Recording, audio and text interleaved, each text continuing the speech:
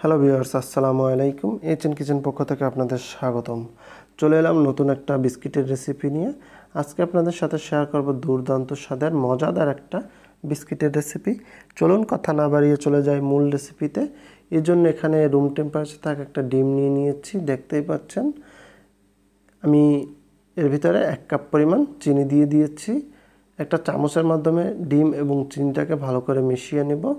যতক্ষণ না পর্যন্ত ডিম এবং চিনিটা ভালো করে মেশায় ততক্ষণ পর্যন্ত আমি ভালো করে ফেটিয়ে নিচ্ছি। দেখতেই পাচ্ছেন আমার ডিম এবং চিনিটা ফেটানো হয়ে গিয়েছে। এখন আমি অ্যাড করে দিচ্ছি 1/2 চামচ পরিমাণ ভ্যানিলা এসেন্স। অ্যাড করে দিচ্ছি 2 থেকে 3 ফোঁটা কালার ফুড। এখানে আমি অরেঞ্জ কালারটা ব্যবহার করেছি। একটা কাঁটা চামচের মাধ্যমে সবগুলো ভালো করে নেড়েচেড়ে মিশিয়ে নিচ্ছি।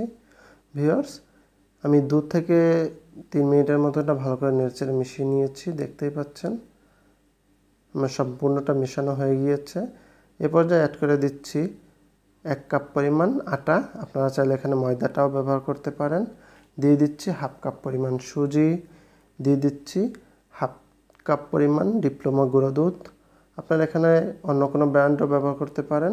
দিয়ে দিচ্ছি 1/2 চামচ পরিমাণ বেকিং পাউডার, স্বাদ মতো লবণ। এ পর্যায়ে অ্যাড করে দিচ্ছি বাদাম। এখানে আমি কাজু, পেস্তা এবং চীনাবাদামটা নিয়ে নিয়েছি। সবগুলো ছোট ছোট করে কেটে নিয়েছি, দেখতেই পাচ্ছেন। ভিউয়ার্স, আমার রেসিপিটা ভালো লাগলে অবশ্যই আমার চ্যানেলটি সাবস্ক্রাইব করবেন, লাইক কমেন্ট করবেন এবং বন্ধুদের সাথে বেশি বেশি শেয়ার করবেন যাতে তারা আমার রেসিপিটা দেখতে পারে। অ্যাড করে দিচ্ছি 2 চামচ পরিমাণ সাদা তেল। সবগুলো মিশিয়ে আমি একটা ডো তৈরি করে নিব।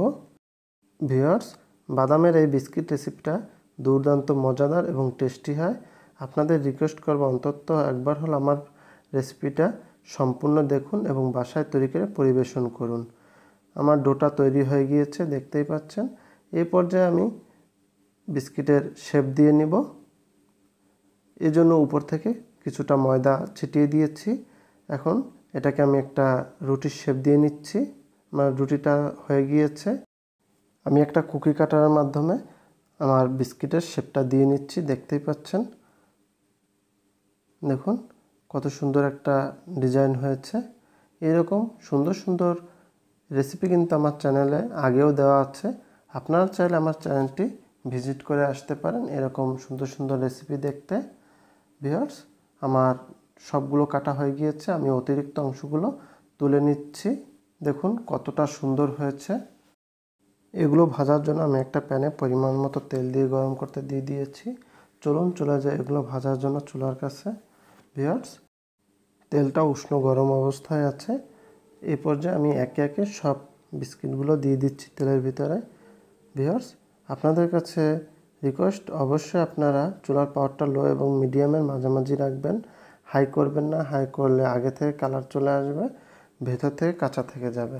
আমি একটা চামচের মাধ্যমে সবগুলো ভালো করে নেড়ে চেড়ে দিচ্ছি যাতে তেলে সবগুলো ভালো করে লেগে থাকতে পারে। ভিউয়ার্স, আমি এভাবে 2 থেকে 3 মিনিটের মতো ভালো করে নেড়ে চেড়ে সবগুলো বিস্কিট উল্টিয়ে দিচ্ছি, দেখতেই পাচ্ছেন। ভিউয়ার্স, এরকম সুন্দর সুন্দর রেসিপি কিন্তু আমার চ্যানেলে আরও আছে, চাইলে আপনারা ভিজিট করে আসতে পারেন। দেখুন বিস্কিটগুলো কত সুন্দর একটা বাদামি কালার চলে এসেছে।